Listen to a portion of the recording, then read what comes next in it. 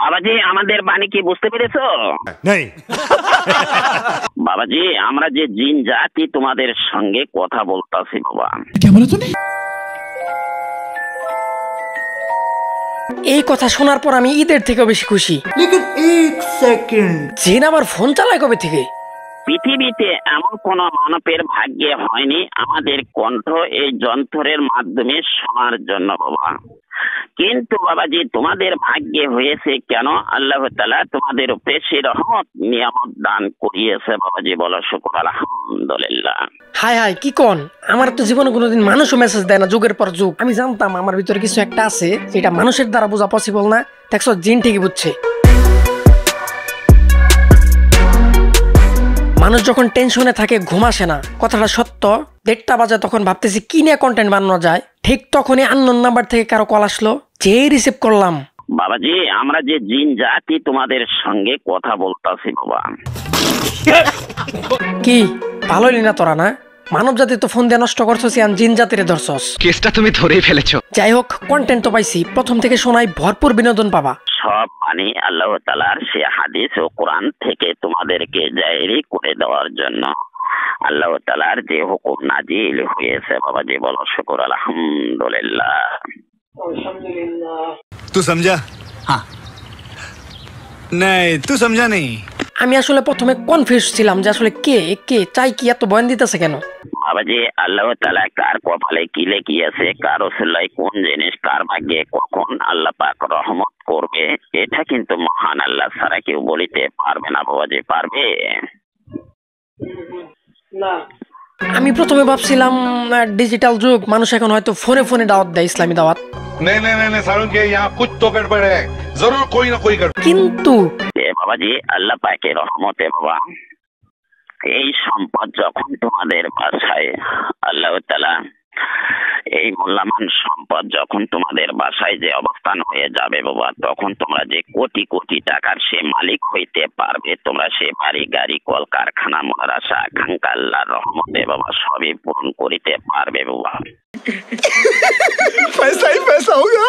কিন্তু বাবাজি তোমরা কোন মানবদেরকে দেখে কোন অহংকার করবে না, কানাকে কানা বলবে না, খোরাকে খোরা বলবে না, পাগলকে পাগল বলবে না বাবা।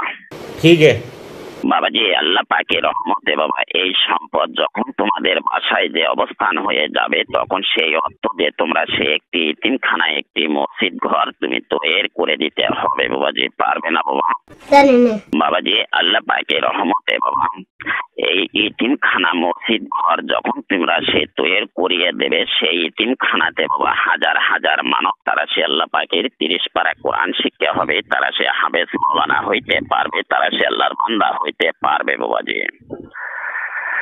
বাবাজি এই শেষ যাব নাই, আল্লাহ তাআলা তোমাদের ওসিলায় হাজার হাজার কোটি কোটি মানবদেরকে আল্লাহ পাকের হিদায়াতে নেসার জন্য আল্লাহ তাআলা তোমাদের উপরে সে রহমত নিয়ামত দান করিয়েছে বাবাজি, বলো শুকর আলহামদুলিল্লাহ। আমি যখন কিছুটা হলেও বুঝতে পারছি যে এই লোকটা প্রতারক, আমি তাও মুখ দিয়ে আলহামদুলিল্লাহ বলতেছিলাম, কারণ 2-4টা যে গালি বা 2-4টা কথা শোনাবো সেই সুযোগটাও নাই, কারণ মুখ দিয়ে শুধু হাদিস কোরআন আর আল্লাহ পাকের নাম নিতেছে। বাবাজি জি বলেন, কি বলবেন বলেন। তোমাকে যে বললাম শুকর আলহামদুলিল্লাহ, শুকর আদায় করতে বলিয়েছি বাবা। এরা খুব ভালোভাবে জানে যে মানুষ ধার্মিক বিষয়ে খুবই দুর্বল, তাই এরা কি করে চালাকি করে শুরুই করে হাদিস কোরআন দিয়ে। বাবাজি আল্লাহ পাক তোমাদেরকে যে সম্মানটুকু দান করিয়েছে বাবা, আল্লাহ পাকের রহমতে তোমরা সারা জীবন ভাবে কখনো ফুরাইতে পারবে না বাবাজি। বাবাজি যখন তোমরা সেই ইতিমখানা মসজিদ ঘর তৈরি করে দেবে, সেই ইতিমখানাতে হাজার হাজার মানব যে আল্লাহ পাকের 30 পারা কোরআন শিক্ষা হবে, তারা সে হাফেজ মাওলানা হইতে পারবে, তারা সে আল্লাহর বান্দা হইতে পারবে বাবা।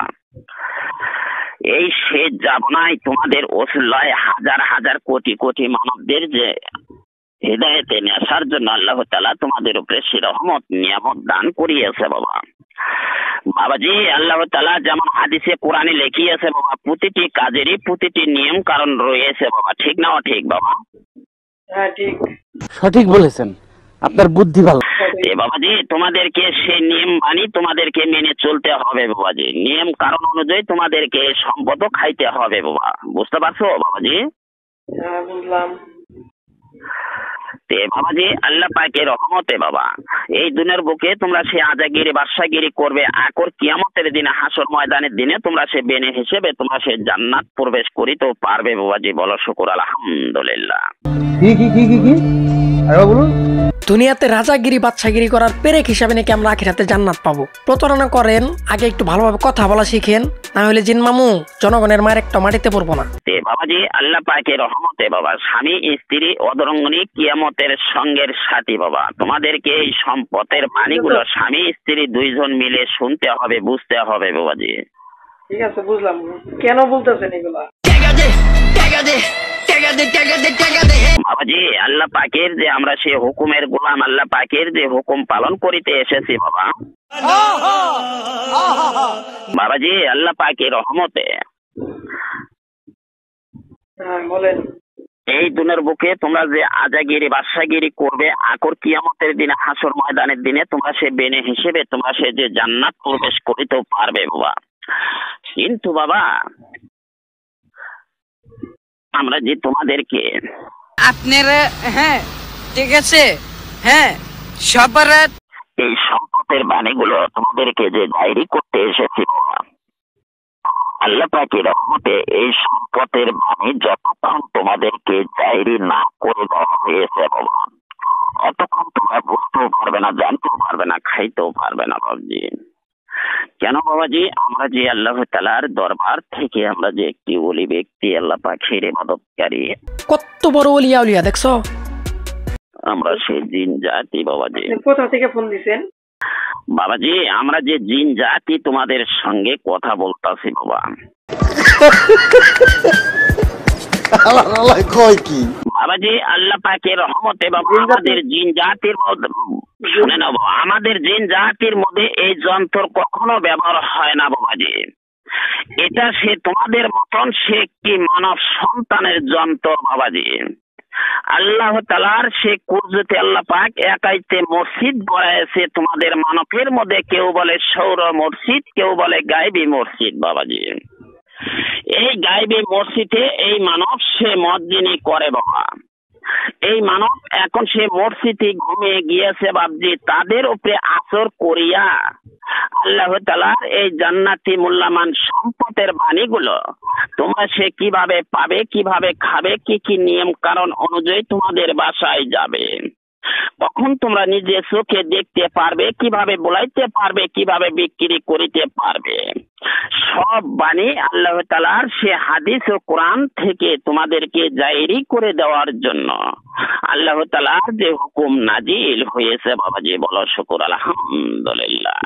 একটা মানুষ কতটা ফুল অফ শিট হইলে এরকম ধার্মিক বিষয়, এরকম সেন্সিটিভ বিষয় নিয়ে প্রতারণা করে? বাবজি আল্লাহ পাকের রহমতে বাবা এই গায়বী মসজিদের বাবাজি, এই গায়বী মসজিদের এই সম্পদ এখানে গচ্ছিত রয়েছে বাবা। এখন এই সম্পদের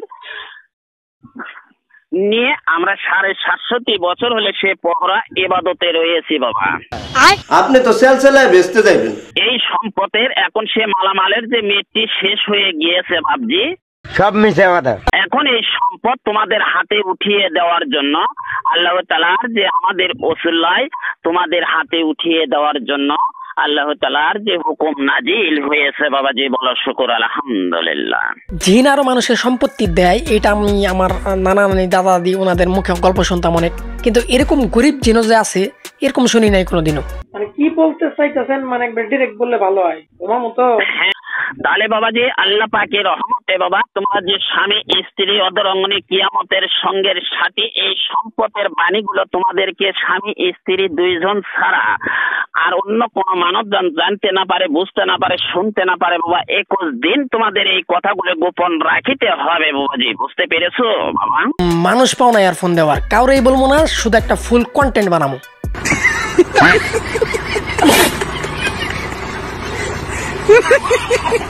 এই বাবা বুঝতে পেরেছো?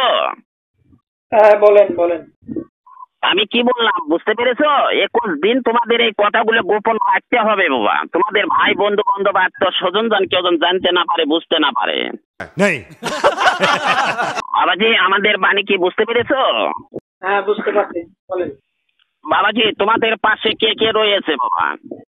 অনেকে আছে। কে কে? আমি আছি, আমার বন্ধু বান্ধব আছে। कैसा लगा मेरा मजाक? তোর বন্ধু বান্ধব কেন ওটি? এই ভিডিওটা বানানোর উদ্দেশ্য হলো তোমাদেরকে সতর্ক করা, এদের কোনো বুক পিট নাই, এরা সস্তা নেশা করে, ওই টাকা জোগানোর জন্য ধর্ম হোক বা যে কোনো বিষয় হোক যা পারে তা নিয়ে প্রতারণা করে। কেউ আবার সত্যিকারের জিন মনে করে ভয় পেয়ে টাকা পয়সা দিও না, কারণ এমন হতে পারে নেক্সট কলটা তোমাকেও দিতে পারে।